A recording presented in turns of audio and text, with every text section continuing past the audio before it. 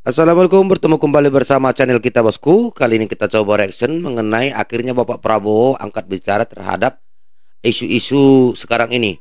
Oke, untuk tidak berlama-lama, mari kita gaskun. Akhirnya Pak Prabowo mengeluarkan statement soal Fufu Fafa. Kita dengerin dulu ya. Kalian jangan skip supaya kalian tidak salah paham ya. Oke, didengerin dulu aja. Indonesia akan menjadi negara maju. Kita harus menguasai dan mengelola kekayaan bangsa kita dengan sebaik-baiknya. Kita harus mitigasi, harus berani untuk memberantas korupsi, penyelewengan, dan pengingkaran terhadap undang-undang dasar yang kita cintai ini. Saudara-saudara sekalian, kita harus berpihak kepada yang paling lemah. Saya setelah menerima mandat dari rakyat Indonesia dan insya Allah akan dilantik menjadi Presiden Republik Indonesia yang ke-8. Saya bertekad untuk menjaga, mengelola, dan mendayagunakan mengelola dan mendayagunakan ya, dan menjaga semua kekayaan bangsa supaya bisa sebesar-besarnya dinikmati oleh seluruh rakyat Indonesia. Dinikmati seluruh rakyat Indonesia. Yang mungkin kita hadapi bersama. Saudara-saudara sekalian, seluruh dunia dalam keadaan penuh ketegangan, ketidakpastian. Di mana-mana terjadi perang, di mana-mana terjadi penindasan terhadap kaum yang lemah. Di mana-mana terjadi perebutan hegemoni, perebutan sumber daya. Untuk itu semakin penting kita bersatu. Semakin penting kita tidak dihasut dan tidak dipecah belah oleh kekuatan-kekuatan tertentu. Mari kita bersatu, mari kita rapatkan barisan. Bersama-sama kita raih kemakmuran dan kesejahteraan. Kita hilangkan kemiskinan dari bumi Indonesia. Doa kita ya, doa kita bersama rakyat Indonesia. Terima kasih. Nah itu dia guys, statement dari Pak Prabowo ya. Karena beberapa hari ini begitu banyak gorengan terus Fafa Fufu. Menurut kalian apa itu Fafa Fufu? Kalian coba komen dulu. Jangan lupa follow ya guys. Jangan lupa follow dan silakan komen. Jangan lupa share juga supaya banyak orang yang tahu ya. Intinya gini teman-teman ya. Kalau itu belum tahu kebenarannya ya teman-teman, maka kalian nggak usah lah ya kan bikin onar-onar gitu ya kan. Kasihan bangsa ini sedang menuju bangsa yang maju. Yuk kita sama-sama yuk kita bangun bangsa ini. Itu bukan milik kita.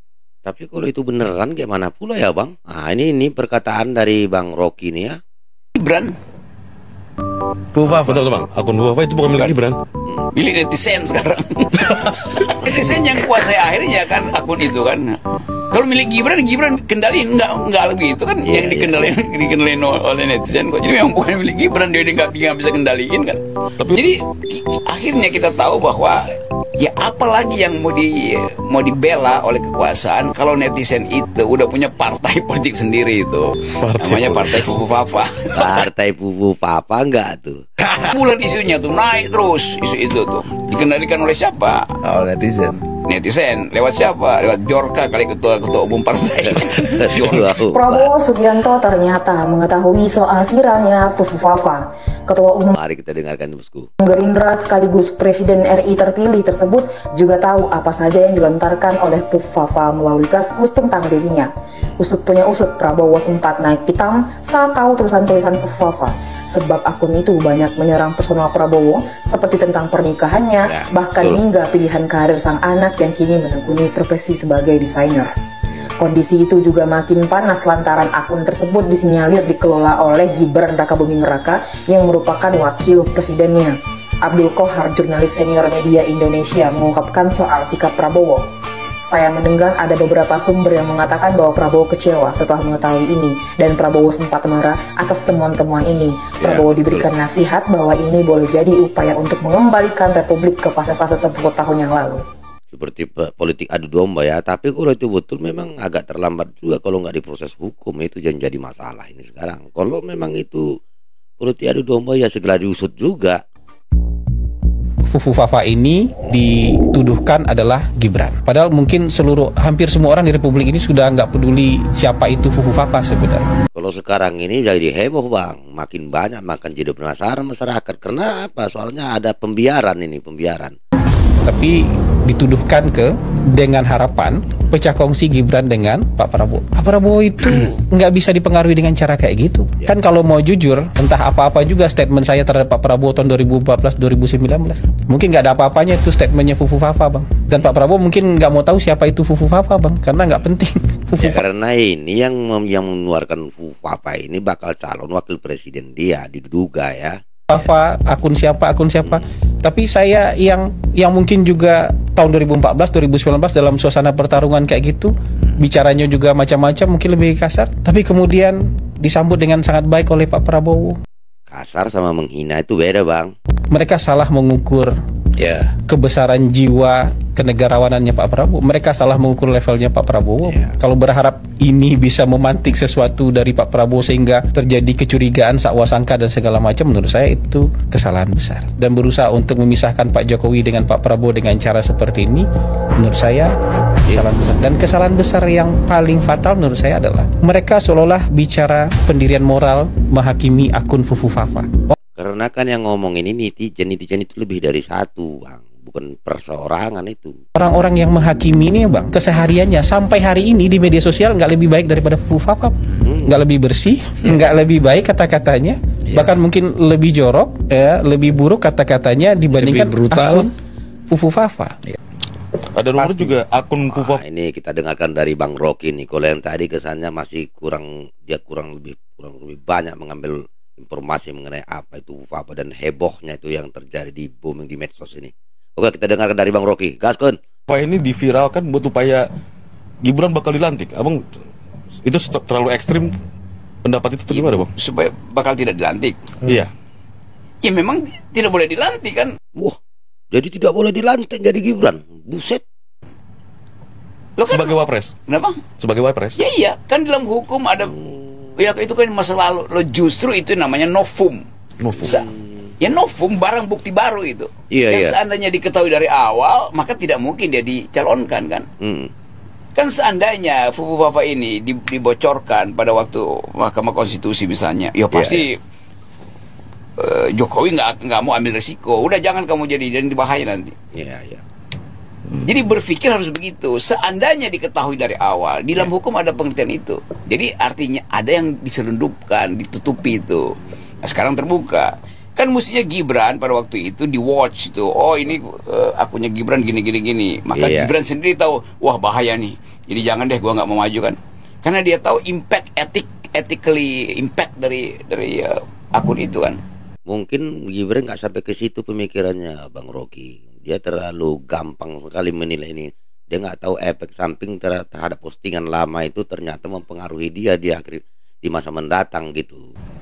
Kan mestinya dibilang, waduh, saya menghina Pak Prabowo kok, saya menghina perempuan, masa saya masih dicalonkan. Nah seandainya Gibran tahu pada waktu itu, bukan seandainya publik tahu pada waktu itu, diberitahu pada Gibran, Gibran mungkin menghindar, atau Jokowi makanya akan larang.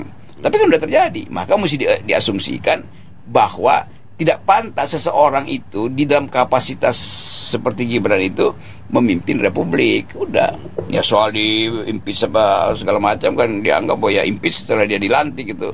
Berarti bunyinya tidak pantas ya Bang Rocky ya? Iya, tetapi dibatalkan nggak ada cara. Ya pasti ada cara dong. Kan nggak mungkin sesuatu itu yang kontroversi nggak ada caranya kan. Nah, pakar-pakar hukum itu merasa nggak ada caranya. Ya memang nggak ada caranya. Soeharto juga nggak ada caranya pada waktu itu tuh, karena dia legitimasinya kuat. 80%. Ya tapi ada aja orang seperti Harmoko proses di DPR. Iya, Pak. Dan kan, sepanjang sejarah memang kan cuma 2 presiden ya yang pasca lengser akhirnya dia nggak punya partai gitu bang. Pak Jokowi dan Pak Habibie. Iya, nggak ada soal kan. Tapi Pak Habibie kan bukan itu soalnya tuh. Jokowi adalah soal pelanggaran konstitusi, soal dinasti kan. semua itu jadi genre baru untuk menilai kapasitas etis seorang pemimpin. Dan dia nggak lolos dari segi itu. Ya tapi kan Anda kan cuma bicara etikabilitas. Oke, gue ngomong intelektualitas tuh. Konsepnya batal semua. Nggak ada satupun konsep yang bisa dipegang secara intelektual. Ya, tapi kan elektabilitasnya tinggi. Ya silahkan pakai elektabilitas. Kalau nggak mau pakai intelektualitas dan etikabilitas. Harusnya, iya. Ya ini jadinya kan. Iya. Karena dasarnya cuma elektabilitas. Tidak ada skrutinisasi etik. Tidak ada penelitian kapasitas abstraksi secara konseptual, kapasitas intelektual kan nggak ada. Oke. Apapun itu berakibat bisa fatal juga rupanya ya, apabila kasus Papa ini bisa berakibat Mas Gibran bisa digagalkan pelantikan dia. Itu menurut dari Bang Rocky. Oke, demikian dulu reaction kita kali ini bosku. Komen yang beradab dan cerdas bosku agar channel ini semakin berkembang. Demikian dulu reaction kita kali ini. Wassalamualaikum warahmatullahi wabarakatuh.